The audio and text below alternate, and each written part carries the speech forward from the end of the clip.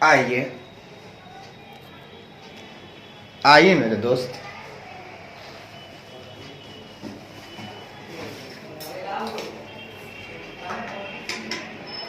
आइए।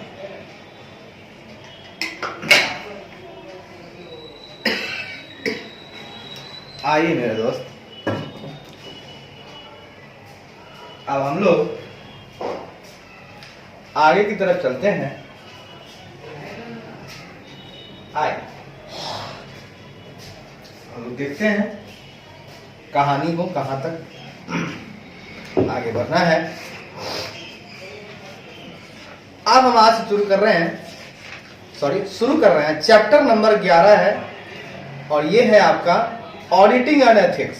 तो देखिए ये चैप्टर इस बार नया हो गया है, नाम थोड़ा चेंज हो गया है। जो पहले ऑडिटिंग एंड एश्योरेंस था भाई साहब, ठीक है, अब वो चेंज हो गया है।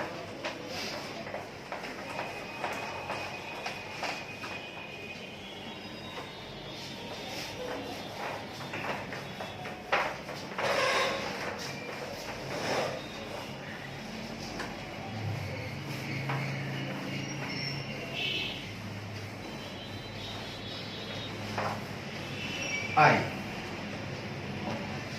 इसका नाम हो गया है आपको ऑडिटिंग एंड एथिक्स। नाम हो गया है आपका ऑडिटिंग एंड एथिक्स, ठीक है। मॉड्यूल 2 है आपका, इसका चैप्टर नंबर 11।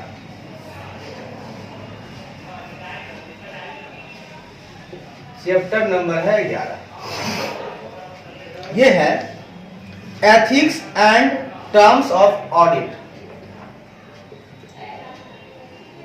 एथिक्स एंड ऐसे नहीं, एथिक्स एंड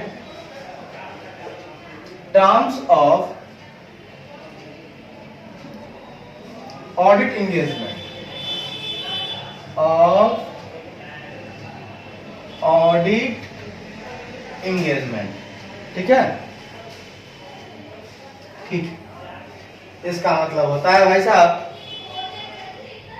क्या होता है?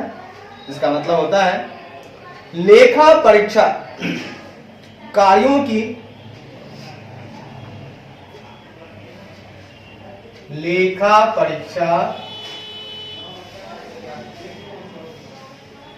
परीक्षा कार्यों की नैतिकता और शर्तें की नैतिकता और शर्तें। आइए बात करते हैं। देखिए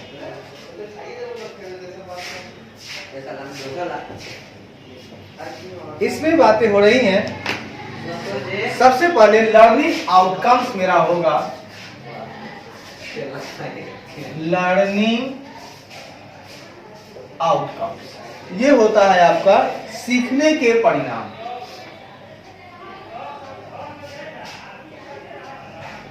सीखने के परिणाम, देखिए भाई साहब, सीखने के परिणाम देखते हैं। कहता है after studying this chapter you would be able to understand. मतलब इस अध्याय का अध्ययन करने के बाद इस अध्याय का अध्ययन करने के बाद आप सक्षम हो सकेंगे, आप सक्षम हो सकेंगे। देखिए इस अध्याय का जब आप अध्ययन कर लेंगे तो अध्ययन करने के बाद आप सक्षम हो सकेंगे। अब कहां सक्षम हो सकेंगे, आइए बात करते हैं, ठीक है। देखिए पहली बात, आप मीनिंग ऑफ एथिक्स को समझ पाएंगे। मतलब नीति का अर्थ समझ पाएंगे। पहला चीज आप समझ पाएंगे नीति का अर्थ। हाँ सर, यस सर, नीति का अर्थ, एथिक्स का मीनिंग समझ पाएंगे इसी चैप्टर को पढ़ने के बाद। एथिक्स होता क्या है, नीति क्या है, किस तरह से हमें चलना चाहिए। उसके बाद नीड फॉर प्रोफेशनल एथिक्स, पेशेवर नीति की आवश्यकता। पेशेवर नीति की आवश्यकता। बात समझिएगा। अब हम लोग सीख पाएंगे कि ये जो पेशेवर नीति है, जो प्रोफेशनल एथिक्स है, इसकी आवश्यकता क्यों पड़ती है, क्या वजह है, किन कारणों से हमें प्रोफेशनल एथिक्स की आवश्यकता पड़ती है, इस बात को भी भली भांति समझ पाएंगे। उसके बाद fundamental principles of professional ethics, कहता है पेशेवर नीति के बुनियादी सिद्धांत।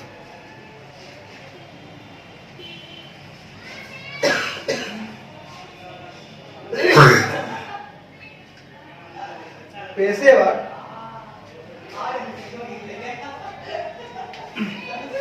नीति के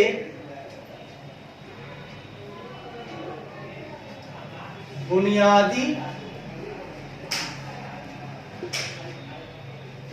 सिद्धांत। देखिए, पेशेवर जो नीति है,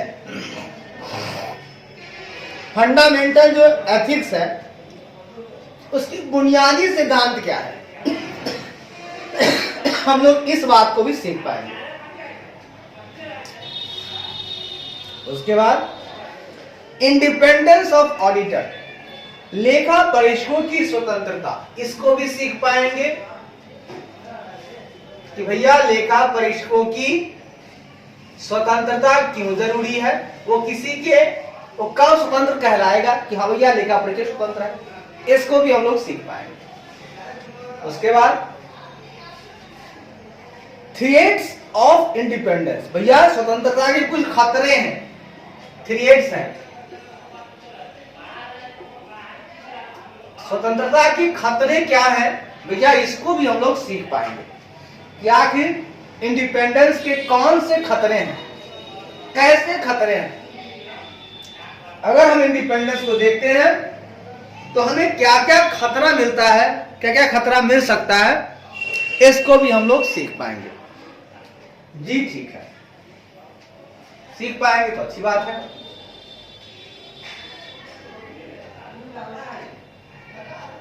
आगे बढ़िए। सेफ गार्ड्स टू इंडिपेंडेंस, भाई साहब, सेफ गार्ड टू इंडिपेंडेंस, स्वतंत्रता के लिए सुरक्षा उपाय। बात समझिएगा, स्वतंत्रता के लिए सुरक्षा उपाय। बात समझिएगा कि स्वतंत्रता अगर चाहिए, स्वतंत्रता अगर मिल रही है तो उसकी कुछ सुरक्षा उपाय भी होंगे। क्या सेफ गार्ड हम करेंगे, हम क्या सेफ गार्ड रखेंगे कि स्वतंत्रता जो है बेस्ट होगा, बढ़िया होगा, सही तरीके से होगा। तो स्वतंत्रता के लिए कुछ सुरक्षा उपाय भी होना चाहिए। क्या भैया हम स्वतंत्र रूप से काम कर रहे हैं, कोई हमको मार पीटेगा तो फिर बचाने के लिए कुछ चाहिए ना। तो अगर ऑडिटर शुद्धता से काम कर रहा है तो उसके लिए सुरक्षा उपाय होना चाहिए। प्रोफेशनल एस्केप्टिव यानी पेशेवर संशयवाद, ऑडिटर को हमेशा पेशेवर संशयवाद को साथ में लेकर चलना होगा। प्रोफेशनल एस्केप्टिज्म को साथ में लेकर चलना होगा, पेशेवर संशयवाद को साथ में लेकर चलना होगा, कोई दिक्कत वाली बात नहीं आएगी। ठीक है, तो पेशेवर संशयवाद भी साथ में चलेगा, ध्यान में रखना होगा। क्या है वो भी सीख पाएंगे यहां। उसके बाद एसे 210 agreeing the term of audit engagement, मतलब ऐसे 210 ऑडिट संलग्नता की शर्तों से सहमत है। ऐसे 210 जो है उसको भी सीख पाएंगे। Agreeing the terms of audit engagement, लेखा परीक्षा संलग्नता, लेखा परीक्षा संलग्नता, लेखा परीक्षा संलग्नता, लेखा परीक्षा संलग्नता की शर्तों से सहमत है। संलग्नता की शर्तों से सहमत है भैया, इसको भी हम लोग सीख पाएंगे। ऐसे 210 जो है हम यहीं पर agreeing the terms of audit engagement को भी हम लोग यहीं पर सीख पाएंगे कि क्या है, या आपस में अगर हम ऑडिट एंगेजमेंट करते हैं, एक ऑडिटर है एक क्लाइंट है, तो उसमें क्या टर्म होना होगा, कब किस टर्म पे, मतलब दोनों को सहमति होनी चाहिए टर्म पे, इसको यहां सीख पाएंगे। About pre condition for an audit, लेखा परीक्षा के लिए इसको भी सीख पाएंगे। ठीक है,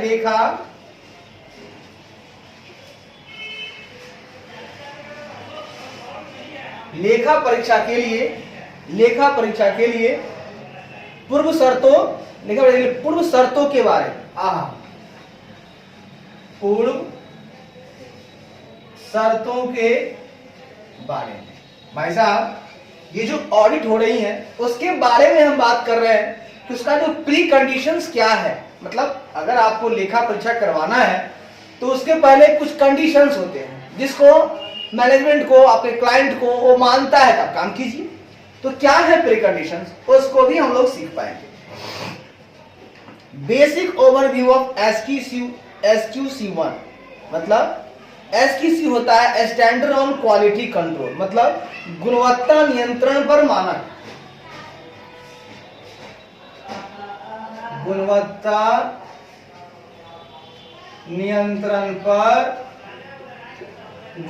नियंत्रण पर मानक 1 का जो बेसिक ओवरव्यू है, 1 का बुनियादी अवलोकन का, SQC मानक 1 का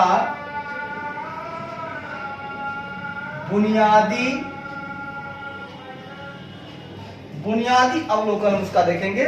उसका हम लोग बेसिक ओवरव्यू क्या होगा ये भी जान पाएंगे।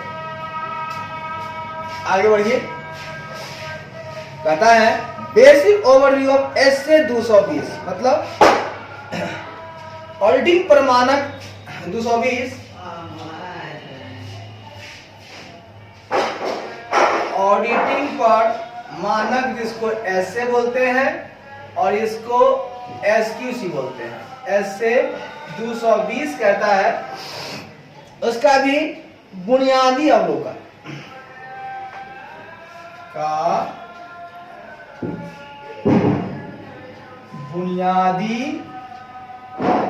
अवलोकन। बढ़िया है सर, इसको भी सीख पाएंगे। आगे बढ़िए, प्रैक्टिकलिटी ऑफ एवं concepts using examples and case study, कहता है भाई साहब उदाहरणों और मामले, उदाहरणों और मामले, उदाहरणों और मामले, उदाहरणों और मामले, उदाहरणों और मामले है ना, अध्ययनों का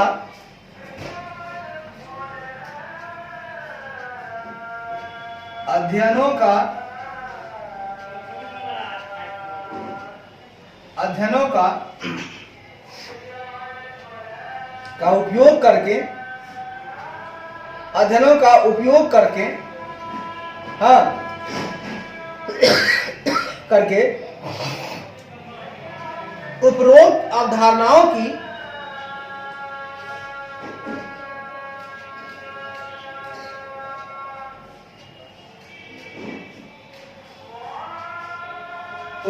अवधारणाओं की व्यावहारिकता,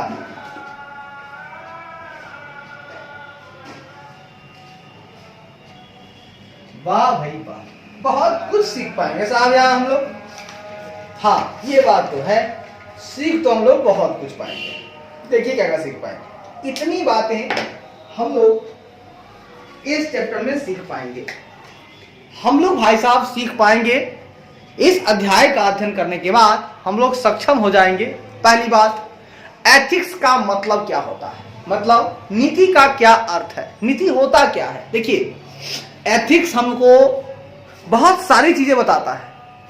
अगर एथिक्स नहीं होता तो हम लोग बातों में, अपने बात आचार विचार में, अपने व्यवहार में शालीनता नहीं लाते, हम अच्छाईपन नहीं लाते, हम ईमानदारी नहीं लाते, हम इंटीग्रिटी नहीं ला पाते, हम एक दूसरे के लिए हमेशा बुरा ही सोचते। तो नीति कहता है कि हमें दूसरों के साथ अच्छा व्यवहार, है ना, अच्छी सोच, है ना, अच्छी भाषा, हाँ, और अच्छा मेलजोल रखना चाहिए। किसी भी चीज को तरीके से करना चाहिए। अगर किसी के यहाँ हमसे, हम एक उदाहरण दे छोटा सा, किसी के यहाँ मेरा पैसा बकाया है तो हम उसे तरीके से कहेंगे कि सर आप मुझे पैसे दो। अगर वो आनाकानी करता है तो हमें उससे लाठी नहीं बरसाना, बल्कि हमें कानून का सहारा लेना है।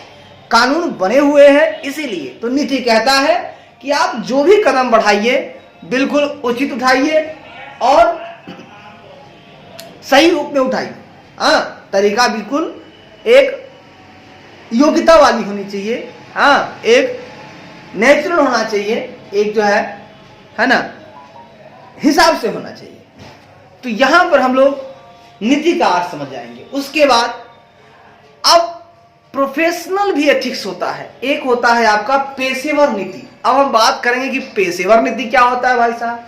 तो ये जो पेशेवर नीति है, जैसे हम लोग कोई पेशा में गए, जैसे कोई डॉक्टर है, कोई इंजीनियर है, कोई चार्टर्ड अकाउंटेंट है, तो भैया अगर हम चार्टर्ड अकाउंटेंट हैं तो हमारे पेशेवर में जो एथिक्स है, जो नीति है, उसका क्या बुनियादी सिद्धांत होगा, क्या उसका बेसिक प्रिंसिपल होगा, ये हमको जानना जरूरी है। क्योंकि हमारा पेशा जो हमें सिखाता है, जो तरीका बताता है, हमें उसके हिसाब से चलना होगा, तभी हम इस पेशे का नाम जो है कि ग्रो करवा पाएंगे, इस नाम को हम लोग खिलवा पाएंगे। वरना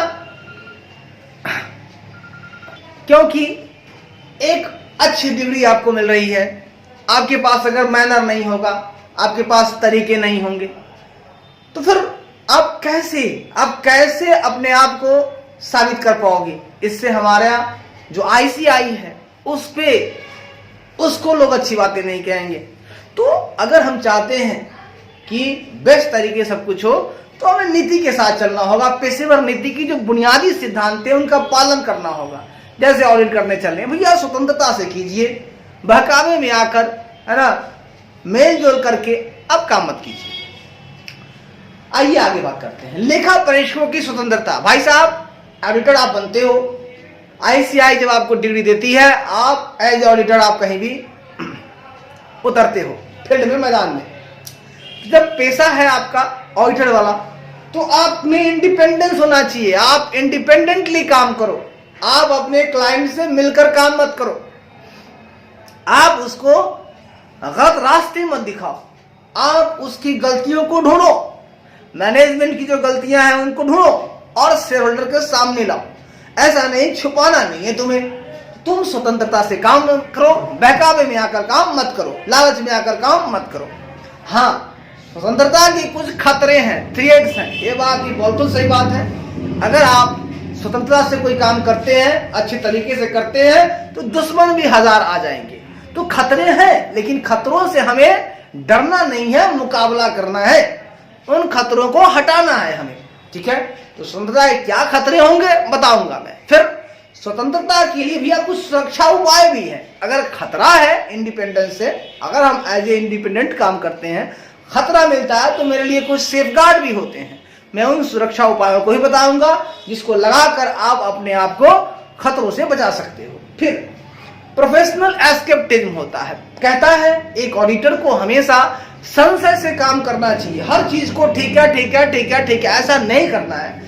आप गए हैं वहां पर चेकिंग करने, तो आप अगर इन्वेस्टर है, आप इन्वेस्टिगेटिंग काम कर रहे हैं, इन्वेस्टिगेटिंग ऑफिसर की तरह काम कर रहे हैं, आप वहां पर करने गए हैं, आप चेक करने गए हैं, आप इंक्वायरी करने गए हैं, तो आपको हमेशा संशय से देखना है कि मैनेजमेंट कहां कहां गलती कर सकता है, तो उन गलतियों को आपको निकालना है। इसलिए हमेशा प्रोफेशनल एस्केप्टिज्म बनाए रखें, ठीक है। हाँ, ये मैं नहीं कहता हूं कि हर बार आप ये सोचो कि नहीं अब मैनेजमेंट ने गलती की होगी, मैं ये नहीं कह रहा, पर आपको सतर्क रहना होगा ताकि आप पकड़ पाएं, जहां गलती होगी उसको आप ढूंढ पाएंगे। अगली बात, ऐसे 210 कहता है agreeing the terms of audit engagement. होता क्या है, जब एक ऑडिटर और एक क्लाइंट जब आपस में जुड़ते हैं, आपस में ऑडिट करने का एंगेजमेंट करते हैं। अब ये एंगेजमेंट सगाई नहीं है, ये एंगेजमेंट संलग्नता है, दोनों आपस में जुड़ते हैं तो कुछ शर्तें होती हैं।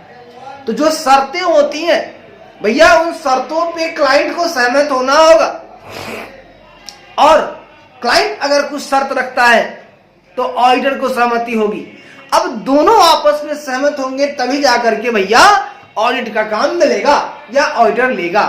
अगर कोई भी आपको लगता है ऑडिटर की आपको दबाव डाला जा रहा है, आप छोड़ दो पहले ही, आप पहले ही ऑडिट छोड़ दो, आपको ऑडिट करने की जरूरत नहीं है भाई साहब। अगली बात, लेखा परीक्षा के लिए कुछ प्री कंडीशंस होते हैं, उसके बारे में भी हम लोग बातें करेंगे, क्योंकि जो ऑडिट होती है तो उसमें क्या होता है, ऑडिट से पहले शर्तें, बिल्कुल सही बात है। अगर जो शर्तें हैं उन शर्तों के बारे में जानना बहुत जरूरी है। ऑडिटर साहब को उन शर्तों को जानना है, क्लाइंट को भी जानना है। तो जो शर्तें हैं, प्री कंडीशंस है, अगर आपका क्लाइंट मान लेता है तो ऑडिटर साहब हाँ बोल दीजिए, आप उस काम को ले लीजिए, नहीं करता है आप मत लीजिए। अगली बात, एक होता है ऑडिटिंग ऐसे 220 है, क्वालिटी की बात वो भी करता है, तो बताएंगे आगे। उसका भी जो बेसिक अवलोकन है, बेसिक ओवरव्यू है, बुनियादी अवलोकन है, इसको भी हम लोग सीख पाएंगे। उसके बाद कुछ उदाहरण है, कुछ एग्जाम्पल्स हैं, कुछ केसेस हैं, उनका अध्ययन करेंगे हम लोग। उसके अध्ययनों का उपयोग करके हम लोग उपरोक्त अवधारणाओं की क्या प्रैक्टिकली है, क्या प्रैक्टिकलिटी है, क्या उसकी व्यवहारिकता है, उसको हम सीख पाएंगे। मतलब जो कंसेप्ट ऊपर हम आपको बता रहे हैं, पेशेवर, हम उसके लिए कुछ उदाहरण आपको देंगे, कुछ केस बताएंगे, उसका अध्ययन का उपयोग किया जाएगा, करके हम लोग प्रैक्टिकली देखेंगे कि भाई साहब कहां इनका इस्तेमाल हो रहा है। चलिए, इस तरह से हम लोगों ने इस अध्याय में इतनी बातों को सीखने का प्रयास किया। अब हम लोग थोड़ा सा और आगे बढ़ते हैं जी। अब हम लोग चलते हैं अपने अगले पड़ाव की तरफ। हम यहां पर करेंगे चैप्टर ओवरव्यू। आइए इसको हटाइए।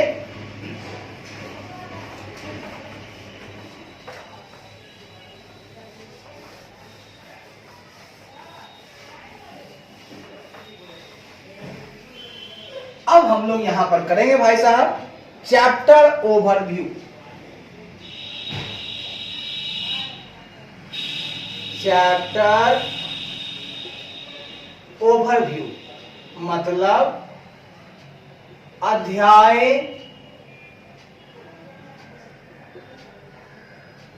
अवलोकन। लीजिए मेरे खुदा, चैप्टर की ओवरव्यू हम अभी अभी आपको कर ही देते हैं कि आखिर चैप्टर का ओवरव्यू क्या है, चैप्टर में क्या बातें हैं, क्या क्या आप सीखेंगे, क्या क्या आप पढ़ेंगे, इसका ओवरव्यू दे देंगे। आपको अच्छा लगेगा कि हम यही से हम पढ़ने वाले हैं। आइए, इसमें आपको पढ़ना है सबसे पहली बात कि ऑडिटर्स का इंडिपेंडेंस की बात जो मैं कह रहा हूं भैया वो क्या है, ऑडिटर्स इंडिपेंडेंस कब कहलाएगा। आइए हम बात करते हैं।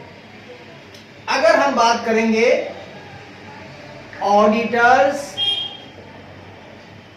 इंडिपेंडेंस, ठीक है, एक लाइन में तो हो गया लेखा परीक्षकों की स्वतंत्रता, ठीक है।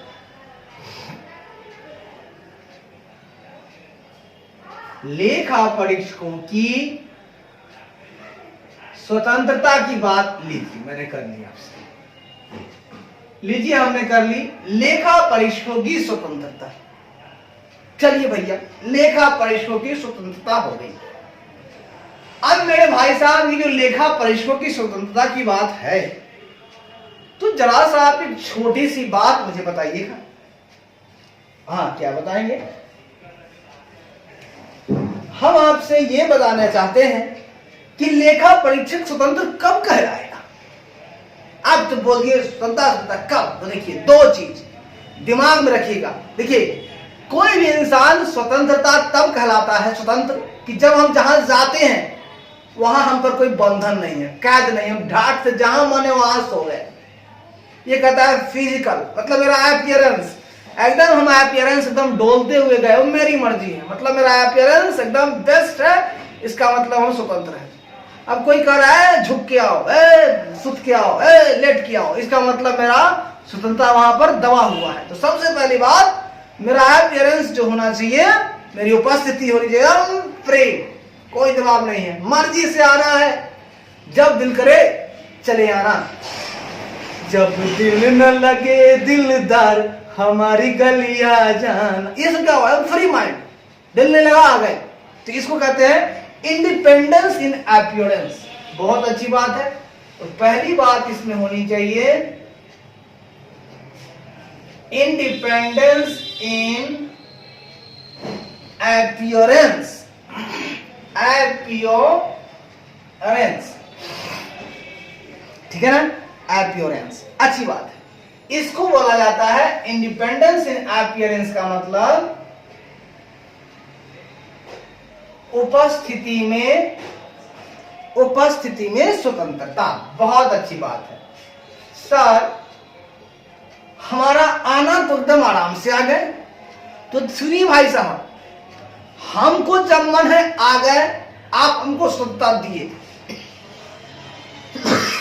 लेकिन मेरा आना ही सिर्फ स्वतंत्रता नहीं होना चाहिए भाई साहब। मैं अपनी मर्जी से सोच पाऊं, मैं अपनी मर्जी से देख पाऊं, मैं अपनी मर्जी से किसी चीज को जानकारी ले पाऊं। तो मेरा ये जो दिमाग है ना भाई साहब, दिमाग भी जो है वो गुलाम नहीं होना चाहिए किसी का। इस दिमाग पे किसी का प्रेशर नहीं होना चाहिए भाई साहब। सिर्फ शरीर का स्वतंत्र होना ही सही नहीं है, आपके दिमाग का स्वतंत्र होना भी जरूरी है। भैया शरीर तो स्वतंत्र है, लेकिन दिमाग पर परेशानी डाल रहा है। तो जब दिमाग पर परेशानी डाल रहा है, इसका मतलब है कि आप स्वतंत्र नहीं है। तो आपका इंडिपेंडेंस ऑफ माइंड भी बहुत जरूरी है।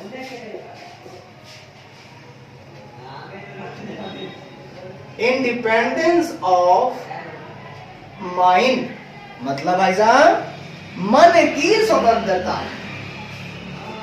तो आप एक तरफ से हम बोलेंगे स्वतंत्रता का मतलब तन मन, ठीक है भाई साहब।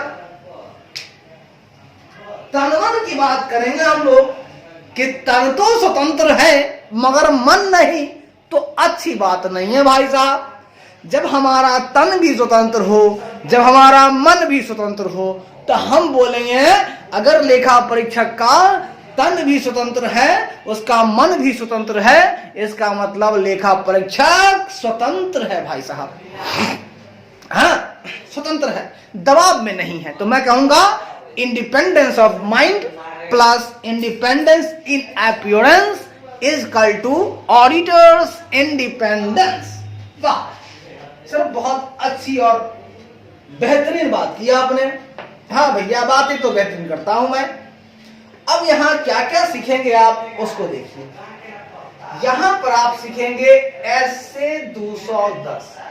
सर एसए 210 क्या है? ये है भाई साहब auditors responsibilities in agreeing the terms of the audit engagement.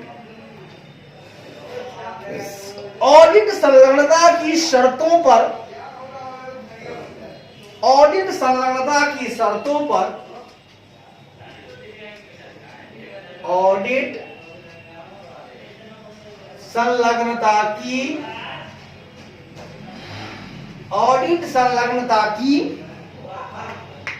शर्तों पर, ऑडिट संलग्नता की शर्तों पर सहमत होने में, शर्तों पर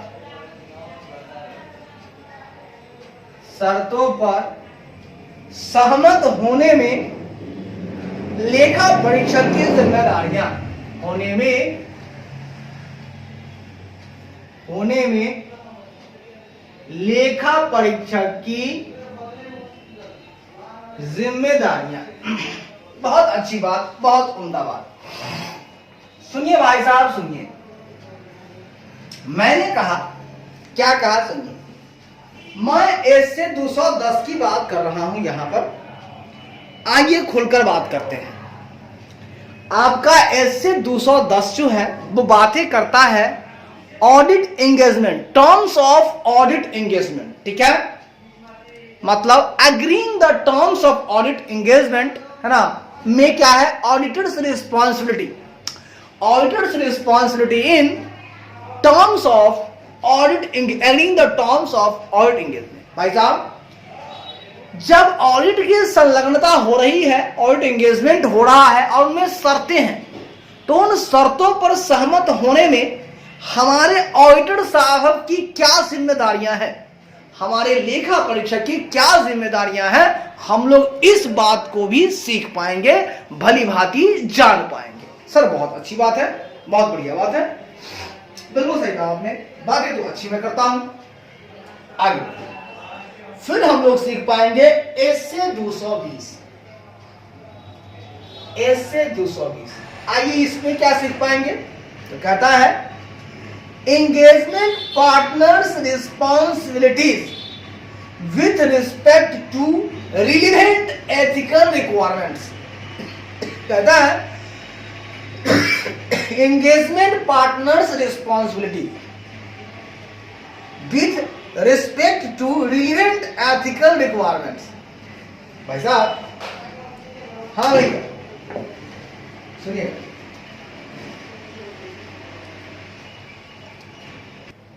आइए अब हम लोग एस से 220 की बात करेंगे। हाँ जरूर कीजिए ना।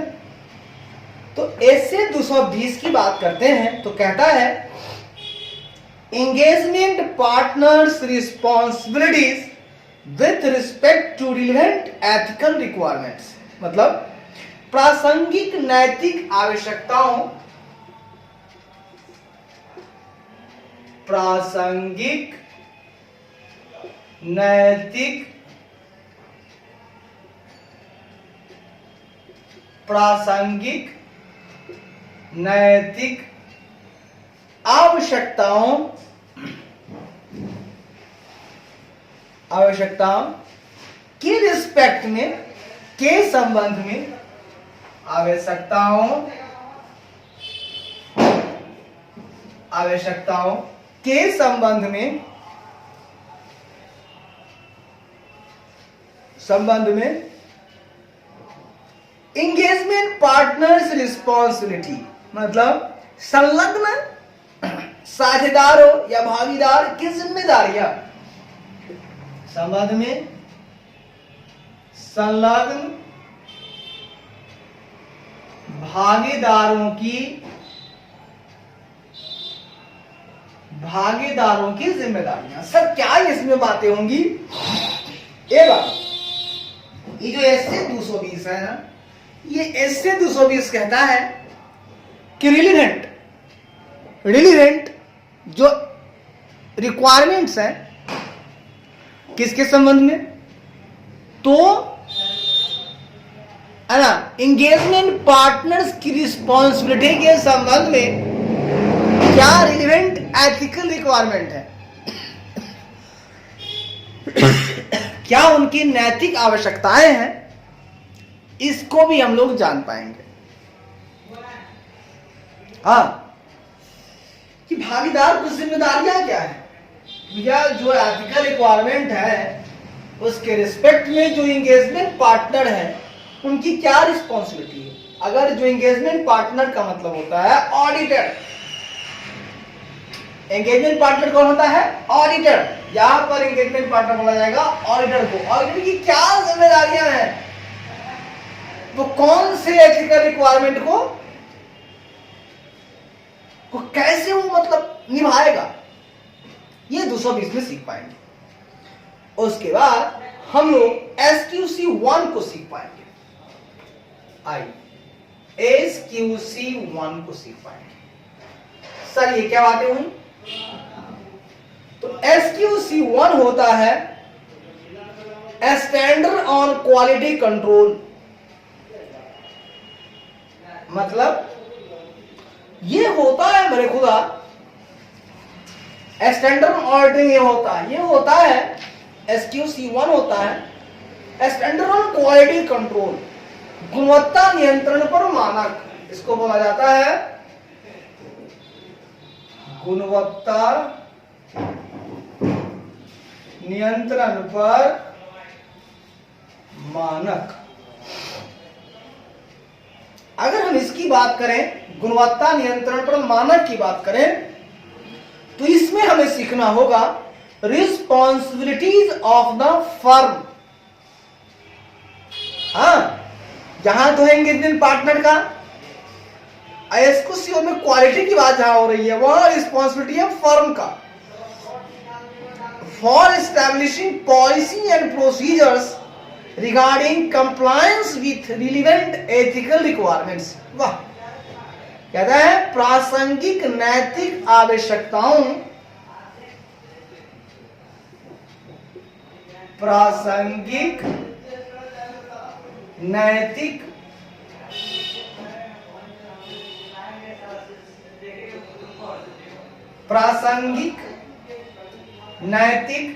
आवश्यकताओं के रिगार्डिंग कंप्लायंस, के अनुपालन के संबंध में, के अनुपालन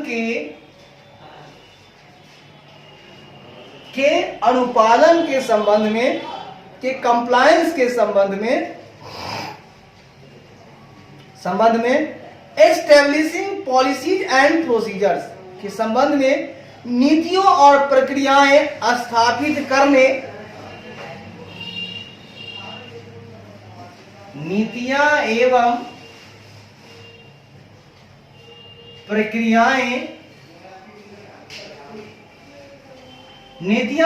प्रक्रियाएं स्थापित करने के लिए फर्म की जिम्मेदारियां,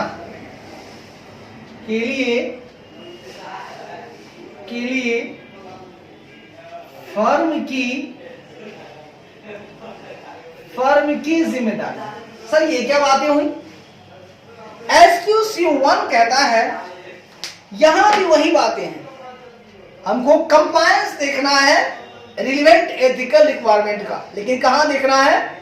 रिगार्डिंग पॉलिसी एंड प्रोसीजर को एस्टैब्लिश करने में फर्म की जिम्मेदारी है। प्यारे फर्म, मैं ऑडिटर जिम्मेदारी को निभा रहा हूं 220 में, और ए फर्म तू क्या करना कि पॉलिसी लगाना, प्रोसीजर लगाना, और वो भी कैसे, किसके संबंध में? तो नैतिक जो आवश्यकताएं हैं उनके कंप्लायंस के संबंध में, जो नैतिक आवश्यकताएं हैं, प्रासंगिक नैतिक आवश्यकताएं हैं, उनका अगर अनुपालन करने की बात हम कर रहे हैं आपसे, तो उनके अनुपालन के संबंध में भाई साहब कुछ पॉलिसी होनी चाहिए, कुछ प्रोसीजर्स होनी चाहिए, तो कुछ नीतियां, कुछ प्रक्रियाएं को स्थापित करने के लिए फर्म की क्या जिम्मेदारियां हैं, फर्म की क्या रिस्पॉन्सिबिलिटी है। क्योंकि देखिए, फर्म को भी तो कुछ पालन करना होगा। अरे नैतिक आवश्यकताएं सिर्फ पार्टनर थोड़े ना पालन करेगा, फर्म को भी पालन करना होगा, और उसको पालन करने के लिए जो नीतियां होगी, जो प्रक्रियाएं होगी, उसको एस्टैब्लिश करना फर्म की जिम्मेदारियां है भाई साहब, फर्म की जिम्मेदारियां है। अच्छा है भाई साहब, बहुत अच्छी बात है। अब हम लोग थोड़ा और आगे बढ़े, हम सीखेंगे थोड़ा सा थ्रेड्स टू इंडिपेंडेंस।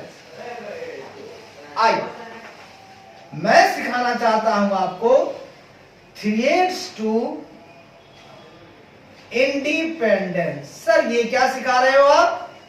मैं सिखा रहा हूं स्वतंत्रता के लिए खतरा। खतरा, अरे बन जाएगा मेरा जतरा। जतरा, देखो ना ये खतरा, स्वतंत्रता के लिए खतरा।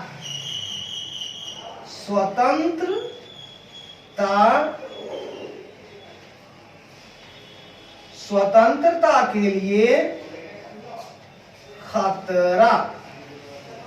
भाई साहब, अब हम यहाँ पर स्वतंत्रता के लिए खतरा क्या होगा इसकी चर्चा आपके साथ करेंगे। आखिर वो क्या चीजें होंगी जिससे हमारी स्वतंत्रता खतरे में पड़ जाएगी। देखिए भाई साहब, एक ऑडिटर की स्वतंत्रता खतरे में तब पड़ेगी जो इसमें 1 2 3 पूरे 5 प्रॉब्लम आएंगी। ये 5 घटनाएं घटेंगी तो आप समझ लीजिएगा ऑडिटर की स्वतंत्रता खतरे में है। पहली बात, सेल्फ रिव्यू थ्रेट्स। पहली बात है भाई साहब, सेल्फ रिव्यू थ्रेट्स। सर ये क्या होता है सेल्फ रिव्यू? सेल्फ रिव्यू आत्म समीक्षा के खतरे। आत्म समीक्षा के खतरे। सर ये खतरा क्या खतरा है? देखिए भाई साहब, मान लीजिए सपोज दैट आप कुछ दिन पहले जिस कंपनी में थे अकाउंटेंट या उस कंपनी का आप संभालते थे मैनेजमेंट, आप उसको बना के देते थे बैलेंस शीट, आप बनवाते थे पीएल। अभी अभी आपने क्या हो गया, आपको मिली ऑडिट और उसी कंपनी की ऑडिट मिली। अब मेरे भाई जब आप खुद के बनाए हुए चीजों को खुद देखने जाओगे तो क्या उसे गलत साबित करोगे? सर ऐसा कैसे होगा? अरे खुद का बनाया हुआ चीज हम खुद ही गलत कैसे करेंगे? इसका मतलब वहां खतरा है। खुद का बनाया हुआ चीज खुद मत चेक करो, उसे ऑडिट नहीं मिलेगी। इसे हम लोग बोलते हैं भाई साहब सेल्फ रिव्यू थ्रेट्स। दूसरी बात करें हम लोग, क्या कीजिए ना सर, दूसरा है सेल्फ इंटरेस्ट थ्रेट्स। दूसरी बात हम करें आपको, दूसरा होता है सेल्फ इंटरेस्ट थ्रेट्स। इसमें होता है स्वार्थ के खतरे। अरे बाप रे बाप, स्वार्थ के खतरे। सर ये क्या खतरा है? अरे भैया ऑडिटर साहब ने एक बंगला दे दी, एक मर्सिडीज दे दी, बोला ऑडिटर साहब और क्या चाहिए? उन्होंने मुंबई में एक जुहू में शाहरुख खान के बगल में एक बंगला खरीद कर दे दिया। अब बेचारे अब स्वार्थ में फंस गए। भाई साहब जो इतनी महंगी गाड़ी दे रहा है, जो इतनी महंगी मकानें दे रहा है, मैं इनके विरुद्ध कैसे जाऊं? मैं इनके विरुद्ध जाऊं तो जाऊं कैसे? इन्हें तो भैया जो ये कहेंगे हाँ मैं हाँ मिला दूंगा। तो भैया ऐसे लोग भी खतरा का कारण बन जाते हैं। ऐसे लोगों को भी ऑडिट नहीं मिलनी चाहिए जहां से हमें सेल्फ इंटरेस्ट थ्रेट्स की बू आ रही है। तो सेल्फ रिव्यू थ्रेट भी समझ गए, सेल्फ इंटरेस्ट थ्रेट भी समझ गए। अब भाई साहब एक थ्रेट्स है फैमिलियरिटी थ्रेट्स। सर ये क्या थ्रेट है आइए बताते हैं। फैमिलियरिटी,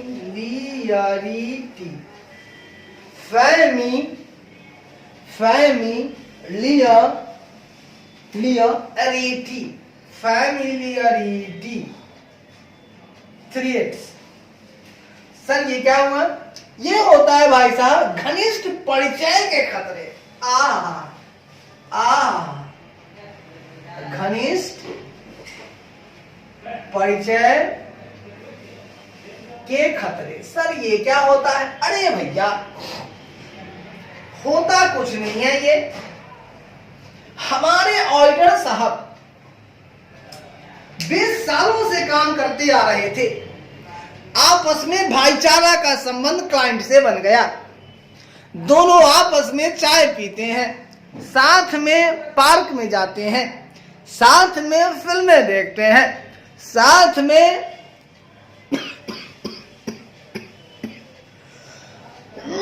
जुहू बीच जाते हैं। दोनों का एक दूसरे के बिना मन नहीं लगता है। अब इतनी घनिष्ठता हो गई है, अब ये घनिष्ठता ही खतरा बन गया है। भैया अपने आदमी हैं, इनके बारे में मैं इनकी बुराई कैसे करूं, इनकी गलत बातों को उजागर कैसे करूं? तो ऐसी माहौल में, ऐसी परिस्थिति में एक घनिष्ठ, एक फैमिलियरिटी थ्रेट आ जाता है। ये अपनापन भी एक खतरा बन जाता है। वो उस क्लाइंट के गलतियों को उजागर नहीं कर पाते हैं। तो इस तरह से यह एक थ्रेट और जन्म ले रहा है, familiarity threat, self interest threat, self review threat, familiarity threat. अब बात करेंगे मेरे दोस्त, हम लोग दो और खतरे हैं। पहला एडवोकेसी थ्रेट। सर ये क्या होता है? आइए बात करेंगे हम लोग एडवोकेसी थ्रेट्स की बात करेंगे। एडवोकेसी मतलब पक्ष समर्थन के खतरे, पक्ष समर्थन के खतरे। सर होता क्या है?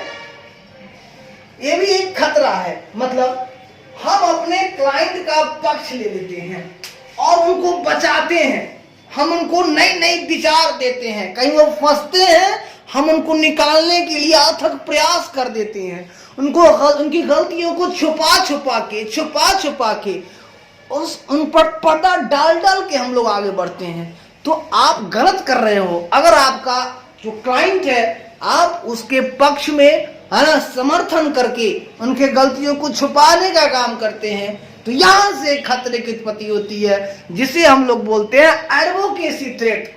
आप उन्हें गाइड करते हो, आप ऐसे करो, आप ऐसे चलो, बच के निकल जाओगे। इसे हम लोग कहते हैं एडवोकेसी थ्रेट। सर बहुत अच्छी बात है। उसके बाद आता है अंतिम, इंटिमिडेशन थ्रेट।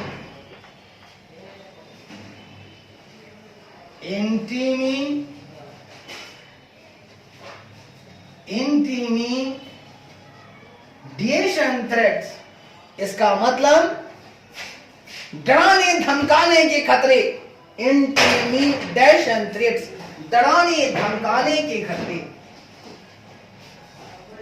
डराने धमकाने के खतरे। भाई साहब ये भी एक बड़ा ही डरावना खतरा है।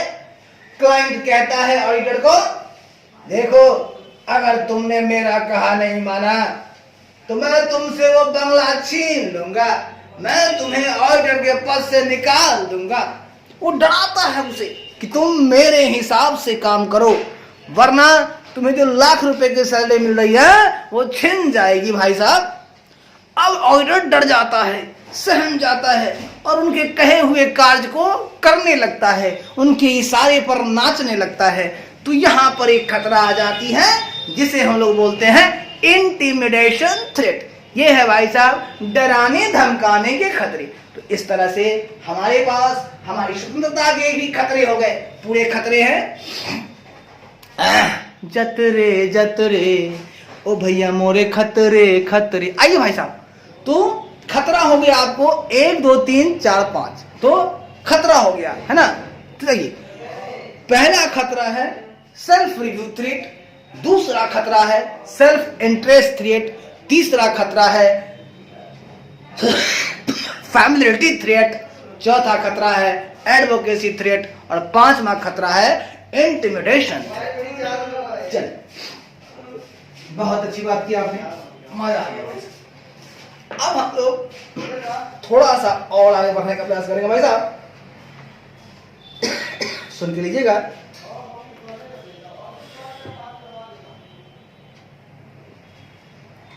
कहता है भाई साहब, कुछ बातें करते हैं मीठी मीठी प्यारी प्यारी।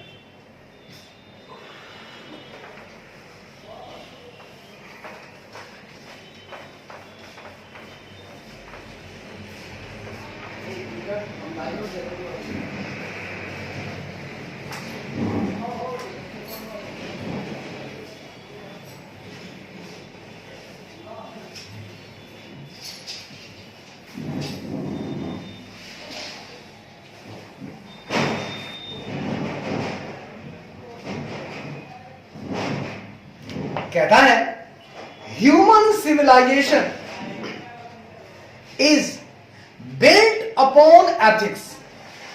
मेरे खुदा मैंने कहा कि ह्यूमन सिविलाइजेशन, सिविलाइजेशन का मतलब होता है भाई साहब सभ्यता। मैं आपसे सभ्यता की बातें करूंगा। हाँ सर कीजिए ना, सभ्यता की बातें कीजिए। तो मैंने कहा कि जो मानव सभ्यता है, जो ह्यूमन सिविलाइजेशन है, वो कहां से तैयार हुई है? वो भैया एथिक्स पे तैयार हुई है। हाँ हाँ, अगर नैतिकता नहीं होती तो कोई सभ्यता नहीं होती। सारे लोग असभ्य होते, गालियां बोलते, एक दूसरे को लाठियां बरसाते। तो ये जो सिविलाइजेशन है वो कहां से आया है? नैतिकता से। नैतिकता कहता है कि भाईचारा रखना चाहिए, एक दूसरे से मीठी बातें करना चाहिए, एक दूसरे की मदद करनी चाहिए। ये सब नैतिक बातें हैं और इसी नैतिकता ने सभ्यता को जन्म दिया है। सर बड़ा बढ़िया काम किया है। तो कहता है मानव सभ्यता, मानव सभ्यता, human civilisation based on ethics, नैतिकता पर बनी है। मानव सभ्यता नैतिकता पर बनी है। सर बहुत अच्छी बात कही आपने कि मानव सभ्यता नैतिकता पर बनी है। अगर नैतिकता नहीं होगी तो मानव सभ्यता कहां से होगा?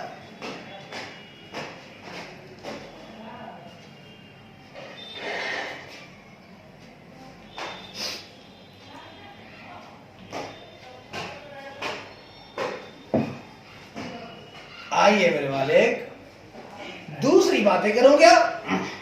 देखिए, we can not think of our daily lives without ethics. Sir ये क्या बोले? मैंने कहा नैतिकता के बिना, नैतिकता के बिना हम सोच नहीं सकते हैं आवर डेली लाइव्स, अपने दैनिक जीवन के बारे में सोच भी नहीं सकते हैं भाई साहब। कहता है we can not think of our daily lives, daily lives, daily lives, जो कहना कहियो, डेली लिव्स विदाउट एथिक्स।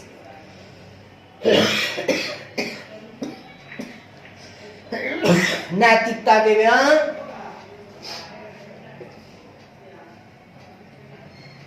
नैतिकता के बिना नैतिकता के बिना हम अपने दैनिक जीवन के बारे में, हम अपने दैनिक जीवन के बारे में, हम अपने दैनिक जीवन के बारे में सोच भी नहीं सकते। बारे में सोच भी नहीं सकते। हाँ सर, ये बात तो आपने बड़ी मीठी की है, बहुत ही प्यारी की है। सोच ही नहीं सकते। सर कैसे सोचते हम लोग? जहां एथिक्स ही नहीं होता तो मेरा दैनिक जीवन ही नहीं होता। We cannot think our daily life. Sir अगर सभ्यता नहीं होता तो भैया दुकानें भी नहीं होती, खाने पीने की चीजें भी नहीं होती, कपड़े भी नहीं होते। तो कुछ समझ में नहीं आता कि दैनिक जीवन चलता कैसे है। तो नैतिकता ने हमें कपड़ा कहा, भैया नंगे मत चलना, कपड़े पहन लो। फिर कपड़ा बनना तैयार हुआ, फिर कपड़ा बिकेगा कहाँ, बिकना तैयार हुआ, मार्केट का निर्माण हुआ, हमारा एक दैनिक जीवन चल पड़ा। भैया हमने दुकान खोल डाली। फिर नैतिकता ने कहा भैया क्या मार काट कर खा रहे हो? अरे बहुत सारी चीजें उपज सकती हैं, गेहूं उपजा लो, मकई उपजा लो, चावल उपजा लो, चलो खाना बना लो। अब खाने की दुकानें खुल गई।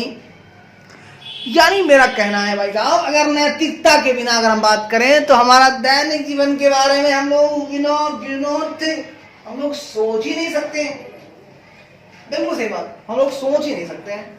आगे कहता है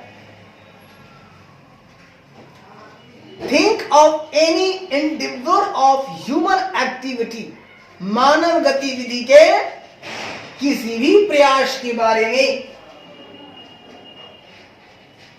मानव गतिविधि के किसी भी प्रयास के बारे में, किसी भी इंडेवियर, मानव गतिविधि के किसी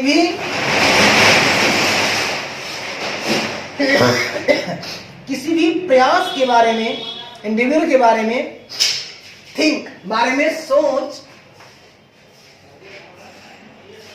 के बारे में, सोच, मानव गतिविधि के किसी भी प्रयास के बारे में सोच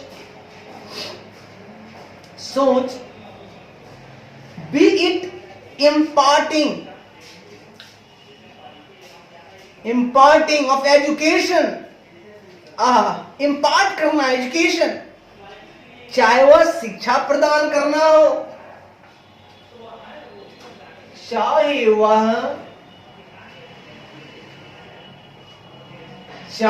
वह शिक्षा प्रदान करना हो,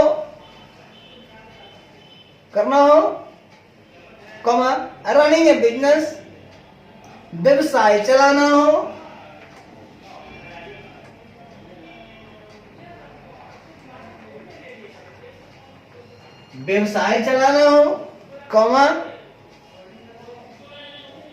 एंगेजिंग इन ए प्रोफेशन, किसी पेशे में शामिल होना हो, किसी पेशे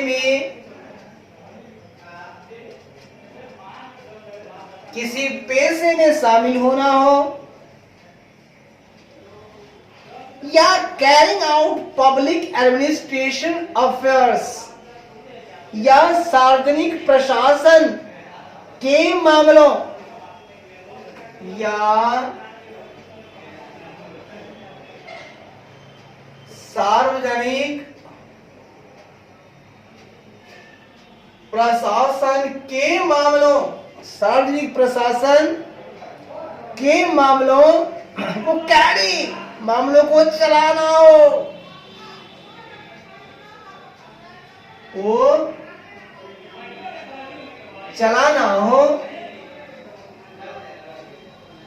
ethics have a role to play in every field, नैतिकता की हर क्षेत्र में भूमिका होती है,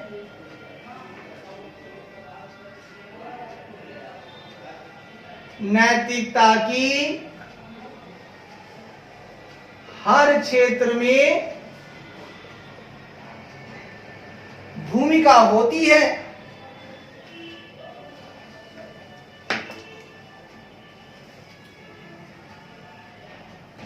बस क्या बात आपने बोली, आपने कहा नैतिकता की हर क्षेत्र में भूमिका है।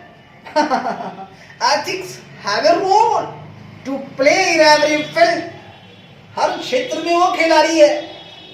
कहां खिलाड़ी है सर? तो मैंने कहा मानव गतिविधि के किसी भी प्रयास के बारे में सोच, अगर प्रयास करता है, मानव गतिविधि हो रही है, तो उसमें उसकी हर एक सोच में एथिक्स है।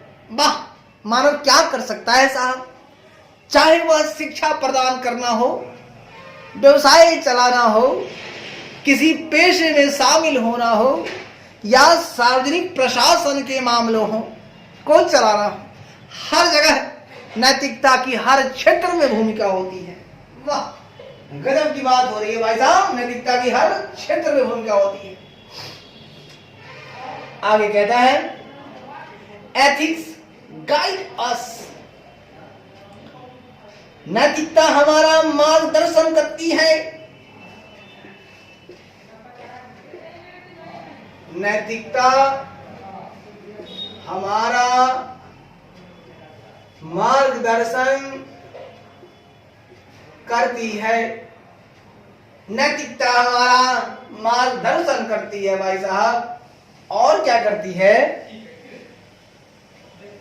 हेल्प इन बिल्डिंग ट्रस्ट, और विश्वास कायम करने में मदद करती है, और विश्वास कायम करने में मदद करती है। भाई साहब, हाँ भैया, मैं जो बातें कह रहा हूं गौर से सुनिएगा और आप गौर फरमाइएगा, मुझे अच्छा लगेगा। हाँ, तो क्या कहना चाह रहे हैं?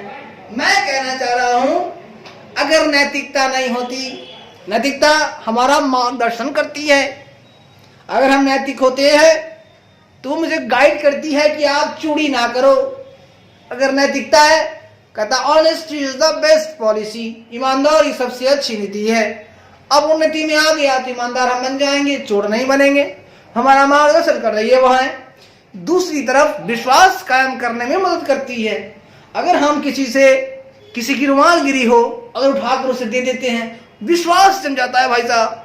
तो ये नीति कहती है किसी और का चीज मत उठाओ, मत लो, और किसी है तो उसे दे दो।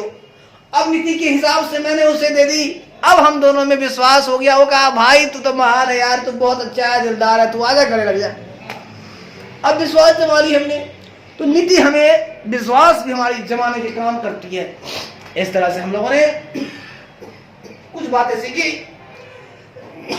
मैं थोड़ा सा अस्वस्थ महसूस कर रहा हूं, इसलिए आज यही विराम दूंगा। हमने सीखा मानव सभ्यता नैतिकता पर बनी है। दूसरी बात, नैतिकता के बिना हम अपने दैनिक जीवन के बारे में सोच भी नहीं सकते। तीसरी बात, मानव गतिविधि के किसी भी प्रयास के बारे में सोच, चाहे वह शिक्षा प्रदान करना हो, व्यवसाय चलाना हो, किसी पैसे में शामिल होना हो, या सार्वजनिक प्रशासनों के मामले को चलाना हो, नैतिकता का हर क्षेत्र में भूमिका होती है।